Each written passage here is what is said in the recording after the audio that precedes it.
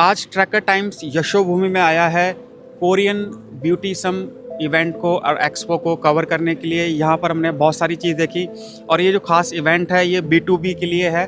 Business किस तरह से है, भारत की ब्यूटी और भारत के जो ब्यूटी प्रोडक्ट्स हैं वो किस लेवल पे हैं और कोरियन प्रोडक्ट्स किस लेवल पर हैं। तो आइए हमारे साथ डॉक्टर साहिबा हैं, इनके बारे में हम जानते हैं और ये बताएंगे कि आज का एक्सपीरियंस यहाँ पर यशोभूमि में कैसा रहा। हाय, मेरा नाम डॉक्टर नेहा है और मैं एक डर्मेटोलॉजिस्ट हूँ। मैं को फाउंडर हूँ इनारा स्किन केयर ऐप की, जो पहला AI powered skin care app है, लॉन्च हुआ है इंडिया में। एंड ब्यूटीसम इंडिया या बहुत ही ब्यूटीफुल एक्सपीरियंस रहा आज का। I also got the certification कि मैंने आज यहाँ पे मास्टर क्लास अटेंड की, जिसमें हमें कई तरह के न्यू टेक्नोलॉजीज़ को जानने का मौका मिला।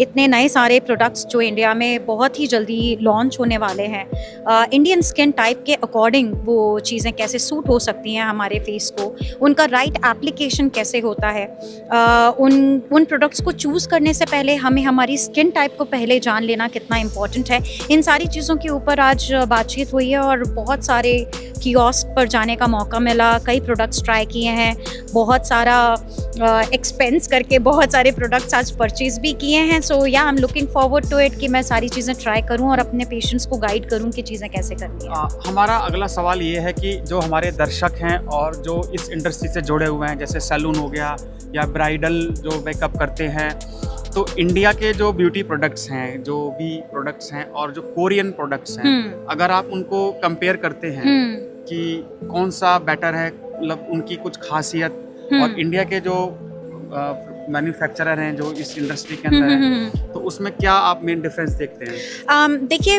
कोरियन स्किन केयर हमेशा हाइड्रेशन पे ज़्यादा ध्यान देता है। कोरिया का ये मानना है कि आपकी स्किन जितनी ज़्यादा हाइड्रेटेड रहेगी, उतना ही वो अपने आप अपनी स्किन का एक्सफोलिएशन नेचुरल वे में कर पाएगी। इंडिया में थोड़ी इस चीज़ की अभी तक कमी रही है कि स्किन टाइप के मुताबिक एक प्रॉपर प्रोडक्ट नहीं बन पाया, क्योंकि आप देखिए नॉर्थ इंडिया में इतनी ठंड है और साउथ इंडिया में इतनी गर्मी है, वेस्ट एंड ईस्ट बिल्कुल अलग हैं। अगर आप मिडिल इंडिया की बात करो तो हमारे पास वेरियस स्किन टाइप्स हैं और स्किन टाइप वेदर के अकॉर्डिंग हमारे बहुत ज़्यादा चेंज होते रहते हैं। सो उसके अकॉर्डिंग कोई एक particular product banana I think practically possible नहीं है, लेकिन इंडियन मैन्युफैक्चरर्स को एंड कंपनीज़ को बहुत ज़्यादा ज़रूरत है कि वो अपनी स्किन केयर प्रोडक्ट की लाइंस में ऐसे प्रोडक्ट्स लेकर आएँ जो डिफरेंट स्किन टाइप्स के लिए बने हों।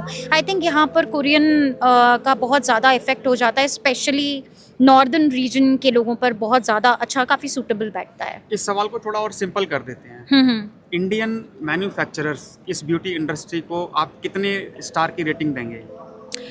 अगर कोरिया से कंपेयर करूँ तो of course if Korea is standing at 4.5 then India को मैं 3.5 पे रखूँगी।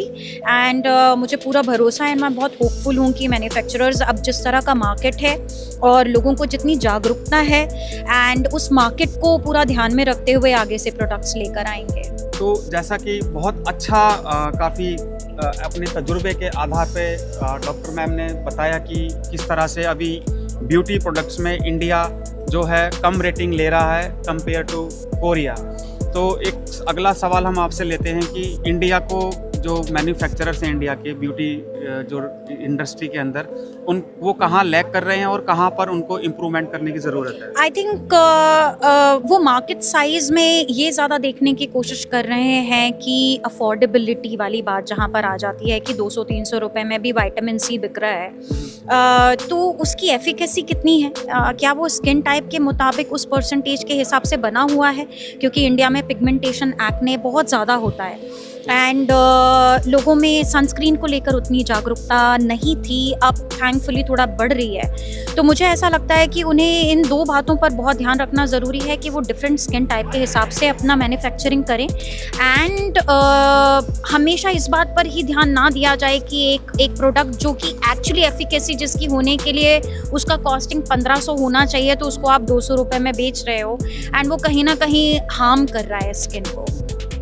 अच्छा, बहुत अच्छा आपने बताया कि इंडिया में जो चीज़ है वो मतलब क्वालिटी पे ना जाकर प्राइस फैक्टर पे जाकर अटक रही है। सैडली अनफॉर्चुनेटली यही सच है। और मेरे 14 इयर्स के एक्सपीरियंस में प्रोडक्ट्स को लेकर भी जो चीज़ें मैंने देखी हैं, और जितना टेली कंसल्टेशन के थ्रू मैं ऑल ओवर इंडिया में चाहे जम्मू से लेकर केरला तक मैं जितने पेशेंट्स देखती हूँ, इनमें मेजॉरिटी यही मुझे देखने को मिला है कि क्वालिटी पर कम ध्यान है और क्वांटिटी पर ज़्यादा है कि ज़्यादा से ज़्यादा मार्केट को हम कैप्चर कर सकें, बट उसकी वजह से क्वालिटी डेफिनेटली कॉम्प्रोमाइज़ होती है। आप इस इंडस्ट्री के एक अच्छे एक्सपर्ट हैं, तो हम ये चाहेंगे कि हमारे दर्शकों को ये पता चले कि जब वो ब्यूटी प्रोडक्ट्स खरीदते हैं तो उन्हें किस चीज़ का बारीकी से ध्यान रखना चाहिए, प्राइस का या क्वालिटी का।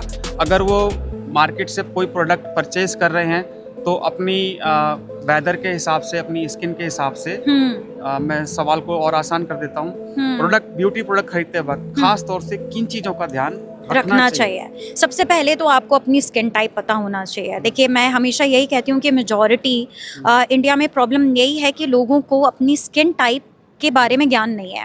उन्हें ये नहीं पता है कि उनकी स्किन ऑयली है, कॉम्बिनेशन है, ड्राई है, और अगर उनकी स्किन कॉम्बिनेशन है तो क्या वेदर के हिसाब से उनका स्किन का जितना भी प्रोडक्ट है वो चेंज होता है या नहीं होता है। So number 1 is knowing your own skin product, skin type. And the second thing most important है कि आप सिर्फ पैसे पे मत जाइए। मैं ये नहीं कह रही हूँ कि 5,000 की चीज़ ही अच्छी होती है और 500 की अच्छी नहीं होती है, लेकिन आपको इंपॉर्टेंटली ये देखना ज़रूरी है कि आपका जो मेन कंसर्न है वो स्किन टाइप के हिसाब से वो पर्टिकुलर इंग्रेडिएंट उसमें है या नहीं। करूँगा, सवाल अभी क्लियर नहीं हो पा रहा है। प्रोडक्ट खरीदते वक्त कौन से इंग्रेडिएंट्स हैं, थोड़ा और बारीकी से जानना चाहिए। प्राइस, अमूमन प्राइस देखते हैं, मतलब किस तरीके के प्रोडक्ट्स उसमें इंग्रेडिएंट्स डाले गए हैं, ऑर्गेनिक है, नॉन ऑर्गेनिक है, उन चीज़ों को कस्टमर, क्योंकि भारत में इस तरह की चीज़ों पर ध्यान नहीं दिया जाता है। तो मैं चाहता हूं कि हमारे दर्शकों को इस सवाल का जवाब मिले। राइट। तो देखिए, ये एक्चुअली देखा जाए तो बहुत इतना आसान नहीं है, ये बहुत कॉम्प्लिकेटेड क्वेश्चन है। लेकिन अगर आपको बहुत मेजरली किन्हीं चीज़ों की ज़रूरत पड़ती है तो आपको vitamin C, hyaluronic acid and sunscreen, इन तीन चीज़ों का बहुत ध्यान रखने की ज़रूरत है, एंड इसके अकॉर्डिंग ही आपको अपना परचेज करना चाहिए। इसमें कहीं डाइट भी फैक्टर करती है? बहुत ज़्यादा। आई थिंक एवरीथिंग जो भी स्किन पर शो अप होती है वो 10% उस चीज़ से होती है जो आपके एनवायरमेंटल या एक्सटर्नल फैक्टर्स हैं। 90% इट्स ऑल अबाउट कि आपके इंटरनल ऑर्गन्स, आपका शरीर अंदर से कैसा है, क्योंकि सारे सिम्टम्स आपको बाहर आपकी त्वचा पर ही दिखाई देते हैं। जी, बहुत बहुत शुक्रिया ट्रैक टाइम से बात करने के लिए। Thank you so much, pleasure. Next अगली बार भी हम आपसे थोड़ा सा और गहराई के सवाल पूछेंगे। हम चाहेंगे कि हमारे दर्शकों को सही सवालों के सही उत्तर मिल सके। शुक्रिया।